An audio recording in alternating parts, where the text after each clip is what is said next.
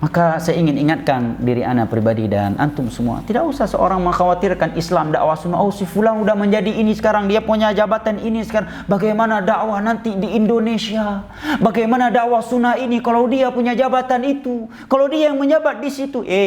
Tidak usah kita khawatirkan dakwah Islam, tauhid dan sunnah. Yang perlu kita khawatirkan adalah akankah kita istiqamah di atas as-sunnah sehingga ajal datang menjemput kita. Itu yang perlu kita khawatirkan. Adapun dakwah sunnah, dakwah tauhid adalah milik Allah.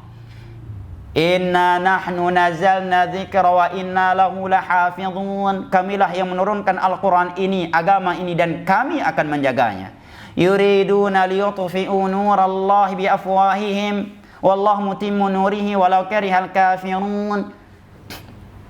Mereka telah melakukan berbagai perjuangan, berbagai upaya untuk memadamkan cahaya tauhid, cahaya Allah. Tetapi Allah tetap menyempurnakan cahaya agamanya walaupun orang-orang kafir tidak ingin. Ya, tidak menginginkannya. Walaupun orang kafir mengeluarkan pesawat tempur mereka, rudal mereka, konspirasi mereka, membunuh karakter Islam dengan media-media yang mereka miliki, Allah akan menyempurnakan Islam ini. Al-Islamu ya'lu wa la yu'la alaih. Islam tetap menang dan selalu di atas, tidak pernah akan dikalahkan. Yang perlu kita khawatirkan adalah apakah kita akan husnul khatimah ataukah kita mati dalam keadaan su'ul khatimah.